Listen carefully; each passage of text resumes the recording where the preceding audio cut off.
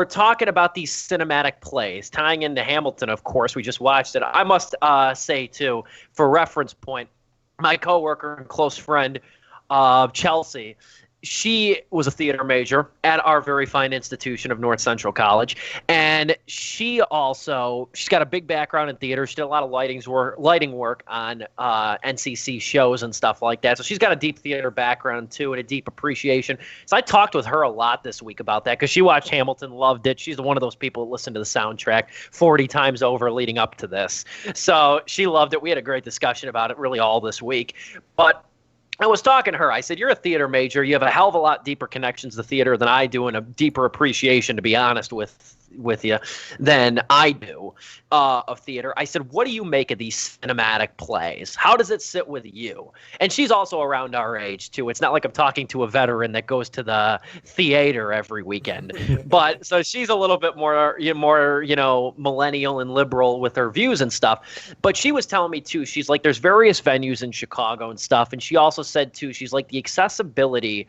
of theater is still hard for most of people in the country. And she's like, even in the area we're in the heart of Illinois, she's like, it's hard to go to Chicago. And I was even thinking about this, like Joe, I mean, you could attest to this better than I could. You saw Hamilton in Chicago. Like, it's an evening. It's a freaking evening, man. I mean, it's almost as much. It's the whole day. That's it. Like, that's your day. As somebody who has gone to a ton of sporting events up until obviously the pandemic, as somebody who went to football games, I went to the Detroit Lions, Cincinnati Bengals, Cleveland Browns, all in the span of the last year and a half. I mean, it would almost, in my opinion, to go to something like Hamilton, it would take just as much, if not more, logistical planning to go like a big time sports game, in terms of, you got to go get a meal beforehand and stuff. The cost of the tickets is large too in some places, especially Broadway. So they do things. I know in Chicago, thanks to my friend Chelsea, that various venues hold a Broadway lottery. The 25th of every month, select shows are $25 for seats and stuff, which I think is pretty cool. That's a promotion they run on the 25th. There's also something called the Broadway lottery, where you'll put your name in a hat or something, or name in an entry, and they'll draw. You can get free tickets to shows. But even still, my friend was telling me too, she's like, it was about $70 for the worst seat in the house for the Hamilton show. It's about $70 for the worst seat in the house. So that gives you an idea what the floor seats are like. So it's a logistical nightmare. And all of that. And I'm curious to see what you guys think of this. As far as I am concerned about these film cinematic plays, I'm in support of them as long as they really have the right people behind them, directing them, editing them, and choreographing them. I see no reason why it couldn't work. Dominic, your thoughts? Yeah, no, I relate to this topic real hard. It was giving me a lot of flashbacks because I went to North Central College to study jazz music, and I had a lot of faculty teachers, longtime jazzers, hardcore, hardest of the hardcore. They made their bones in Chicago and all, touring all across, starving artists, all that stuff, and then they wind up in an institution here, and then they're real old. Let me tell you that, but I love them. A lot of nights at is it the Green Room in Chicago? Green Mill, yeah, you're right. Green Mill. Yes. But I mean, let me tell you, in support of that, Green Mill, that place is freaking cramped. The Green Mill sells out every night. You know why? Because it's a freaking closet. Like, yeah, you can barely get any elbow room in there. Not to go too off base, is it an uptown? What neighborhood? Yes, it is. I forget the exact neighborhood, but it is very much north side. Okay. There's the big three, which is Green Mill up north. This is way off. Go on. Andy's River North, just north of the Loop, and then the Jazz Showcase, which is kind of like Southwest Loop or whatever. But anyway, let me just say that we kind of had a debate about this because I'm a big fan of streaming, watching streaming online, whatever. I'm part of that new generation. And then the old crotchety people are like, you got to experience jazz in real life and whatever.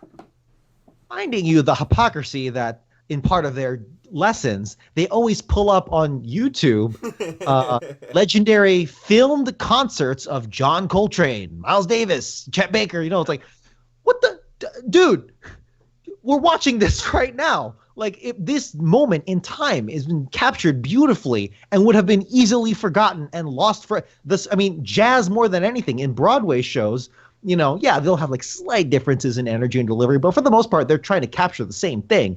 In jazz music, man, you're doing solos, different, could be a completely different solo every single night, different set of notes, different delivery, could be a whole new different thing. I am of the opinion that, yeah, live stream that shit, man. Do it. Now of course I'm obviously relating this in parallel to theater as well. But they do bring up a concern. They did bring up a concern that, well, if you live stream this stuff and record it, you might discourage people in the local area who would have gone out and would have watched it, would have made the effort, but it's a little cold. It's like, yeah, it's a little drizzle outside. I'm just going to sit home and watch the live stream, which, to be fair, yeah, no, that's totally a thought I've had as well with, certain live events where it's like, yeah, no, I'll just watch the live stream. But no, after watching Hamilton, as soon as we finished Hamilton, my girlfriend and I, who's also named Chelsea, but different Chelsea, I turned to her and said, "What'd you think?" And she said, "I can't wait to watch it when it's back in Chicago." I was like, dude, yeah. 100%. No, if it is good enough, just got yourself a date night. Yeah, exactly. if the product is good enough, if the show, the whatever, the art is good enough, people will always want to watch it live. Yeah. People will always want to support it live. Certainly Hamilton, but whatever you got. At the end of the day, I'm with you, Steve. At most, or at best, you are democratizing the experience for people who may not have the means financially, possibly physically, time-wise. It's like, yeah, I can't spend my evening. I got work tomorrow, man. I gotta, babysit the kids, but we can all sit down and watch this thing online. And on a wider scale, maybe there's economics behind it. Maybe it would hurt the bottom line, but and that same way, jazz too. Yeah, if I go out for an evening at jazz, I got to drive into the city. That's gas. I gotta pay the door, which is $20 right off the bat, easily. And then a lot of these places have like 1 or 2 drink minimum, so there's that. Saving money, and enjoying their time. But at the end of the day, I know personally, I will consume Snarky Puppy Jazz Group on YouTube and all their stuff online. At the end of the day, no, of course I'll always make time, or at least shoot for a goal of going out to Andy's, on a Friday night, or going out to the Green Mill on a nice fall evening, or Winter's Jazz Club, I'll by the river for a nice day. People will always want those authentic, real life experiences. It's fine. Joe, I know you're chomping at the bit to chime in on this. I just wanted to say too, to your point, Dominic, the only other thing, and Chelsea brought this up too, my Chelsea at work. She brought this up too, and she mentioned, she even said, though, she's like, when it comes to releasing these plays, she's like, the only thing I want is, like, besides them getting the right crew behind it to make it, presentable, and not just having one camera up in the Raptors, obviously. Yeah. She's like, the other thing I want, she's like, I want them, and I think they will. I don't think there's so much money involved in these things. I don't think this would ever be an issue, but they also need to respect the play's window of release. They do. Because that's why, yes, 100%. That's why Hamilton came on the scene, 5 years ago? Yeah. But people still cared. People still cared when it came was to good Disney enough. Plus. It was great. You know what I mean? So that I think has to be imperative. And like I said, there's so much money involved. They're obviously going to want to get more people into the playhouses and the arenas more so than in the theaters. More economically, there's so much money involved. I don't think there was no way we were going to see this in 2017. No way, no how. No, yeah, and I wouldn't want it to. I will respect that, but at the end of the day, yeah, release it anyway. Joe, go ahead. To your point, Dom, I didn't even think about the whole history, like, captured in a moment thing, like, that you brought up when, like, you watched those clips in class of, like, just concerts being performed. I didn't even think of that. I was more thinking of, like, what Steve was saying, the economic stuff. Like, I'm just saying that's a great point. I didn't even think about that. But yeah, economic-wise, I mean, when I went to go see it, Steve's talking about those $70 seats. Like, I paid 100 and something, because those $70 seats, man, I saw where they were at, and they're not good seats. It's like you're gonna be dusting off cobwebs just to see like what the hell's happening on stage, basically. Why even go? Yeah, it's like it almost feels like embarrassing when you're up like this high watching something all the way down there. It's just like, oh Jesus. No, I remember I had to pay like 100 and something, and then, like, as we're all saying, I mean, I had to go down there, paid for parking, paid for dinner, paid for like a few snacks in between the acts, Act 1 and Act 2. I mean, it cost me a lot of money that day. Was it worth it? Hell yeah, I had a blast. But like, still, it's not financially like available for everybody. Like, I've never seen too many plays on stage, really. Same. I've only seen the Book of Mormon, Mamma Mia, and I saw Mamma Mia in Vegas with my parents, like, so they paid for that. Wow. But like, I saw Book of Mormon with my friends, and then I went to go see this. These were the only two I actually had to pay. Jesus Christ, you went to see like 3 of the biggest phenomena in the last. I choose very precisely. I was waiting to see like, I got tickets for Wicked, but I didn't feel like it. I was waiting for something like that. For Wicked. I passed up on those. No, but I mean, for me, it's like, am I crazy about theater? No, but like, it wasn't until I saw Hamilton. It's like, okay, I get it. Like, I officially get it now. I get the craze. I get the hype of like what it means to go to the theater, what it means for these people to put on a show. The thing is, I can't afford it all the time, and I can't always do it. They're constantly sold out almost all the time. So trying to find a specific date that works for you with your work schedule, with anybody you want to go with, if you have a family, you know, your kids' schedules, like everything like that. It's just like, oh Jesus, it's like picking out it's like picking out a freaking wedding date, making sure it's perfect that day just to go see Hamilton. So I completely agree with you guys that, like, yeah, they should come to streaming more often, especially these bigger ones. I think like I'm surprised Book of Mormon never did that, like on Comedy Central or something. I always thought like that was gonna be one that was gonna happen, and like it never did. But I do agree with Steve's point, and that is like you got to give them that release window where it's like, yeah, like you got to give these actors who love what they do, these stage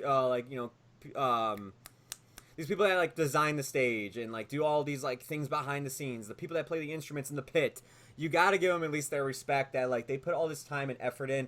Let them have that audience, let them have that energy that the audience brings from them when they're knocking it out of the park. Give them that time to get enough of that, basically. Have your on the road show as well, but eventually, yeah, put it on more of these streaming platforms. Put it on Netflix, Hulu, HBO Max, Amazon, whatever it may be. Like, get it out there, because this, to me, I think made more of my friends go, hey, next time this comes around in Chicago, can you let me know, because I'm kind of mad I passed it up the first time. And it's like, thank you. Like, I mean, like, like you can't tell me that people are not going to flock to go see Hamilton if it ever comes back to theaters near you. Play theaters is what I'm saying, musical theaters. True. No, and the other thing I think about too is like, I think my coworker even brought this up, not this week, but in the past. She even said too, she's like, a lot of people would love theater, but a lot of people never find out that they love theater. Yeah. And that it's easy to forget it exists. It really does. It's marketed fairly well, I would say. You know what I mean? Within the big shows, at least the big shows. The problem, though, is the accessibility of it. I'll tell you right now, living out, you guys are even in a better situation than I am in the suburbs. Oh, yeah. I used to live out there. You live out, I mean, I live in rural county over here is what I like to call it. I mean, it is hard. I mean, I'm about, to give you a perspective, I'm about 95 miles from Chicago. So that's a haul to go. If I wanted to go to a play like that, it's hard. And it's hard for much of the country, I think, to see it. The whole country's not the suburbs. Yeah. And, you know, if you live in the city, that's one thing, but it's also just the affordability of it. It's tough. Does it? And I think theater purists, because I have seen some arguments against this, but I think theater purists, I mean, we're all kind of biased. We're young. It's like, change everything. Change, you know what I mean? Change everything. Make everything better. Defund the police. What? Anyway. Seriously though, but anyway, no, that's the other problem though, is that like you get these theater purists that are like, that's not the way to see it. But it's like, do you want the art to continue? I'm not saying theater's in danger of dying, but I mean, theater is in a way too. It's in a position where it's like you could broaden your audience, just like Joe even brought up with his friends, where it's like, I'm kind of mad that I missed this when it was in Chicago. You broaden your audience like this, accessibility in this new economy, what I've been calling it over the last few months, this brand new digitized even economy. That's what it is. It's about accessibility. It's access is the key operative word here at play. Dominic. Let me just say a quick thing here. Radio was all the rage in the early 20th century. It was the method of mass media. Then the TV came along and started killing the radio. And the radio was like, oh, Jesus, we're screwed. This is it. We're done. Then the car came along. Or rather, you know what they did? They started, the car was around for a while before that, but like they started installing radios on cars. Yes. That was something they didn't even think was feasible. And now you can't separate a car from a radio and vice versa. That's just how it is. It evolves. Technology comes together with old mediums, new mediums, whatever. It's going to be fine. And I'm with it. Obviously, it goes without saying, of course, support your local theater, support your local improv group, support college theater, enjoy a nice night out, and just find something local to do. Not everything has to be Hamilton. Not everything has to be the Avengers or whatever. Support college theater. That's a huge thing. I'm not going to lie. I never had so much fun going, just a personal thing. Going to North Central when our good buddy and former Sleepless collaborator, I'd love to get him back on here, Kevin Deaver, when he wrote that play, Logan's Comedy. I went to 2 of the 3 nights that it played, and my God, it was so much fun.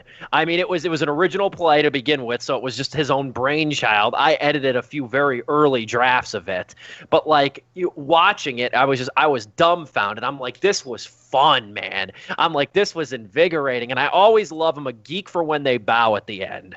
I love that. There's something about that always strikes me. The one last thing I want to bring up, Chelsea wanted me to promote this, and I want to promote this too. This is important. If you're watching this on YouTube, I know we're live right now on Twitch, obviously. It's not going to make any sense later, but whatever. On YouTube, though, click the link below. I wish you could still do annotations and videos, but you can't. She wanted me to promote these donation links too, to help out of work Broadway and just performers nationally and even locally here in Chicago too. Out of work performers amidst the pandemic. These are important links. I do not want to forget these. For local, if you're like Midwestern people like us, chicagoplays.com/donate. And there's also donate.broadwaycares.org. I'm going to say it again, chicagoplays.com/donate, donate.broadwaycares.org. Links will be in the description. I even kicked back at least the Chicago plays a few dollars and stuff like that's the least you can do during this time, and it's important to do. I know. I mean, I feel like I've been opening my wallet a lot recently, just in terms of like even for like memorial funds. I mean, over the last couple of months, I mean, like, funeral costs, George Floyd, and families affected and stuff. You're not kidding. I'm serious. I've been opening up my wallet, and not crazy amounts, but I'm giving according to my ability to give. I think that's what the Lord said. 2020 has been the year I've ever, like, this is the most I've ever donated. It was like Australia fires I donated to. Then there was some Black Lives Matter stuff I've been donating to. It's just like, you're mentioning this, it's like, I mean, I guess, as I hand over a Hamilton dollar bill over here, a $10 bill to give them.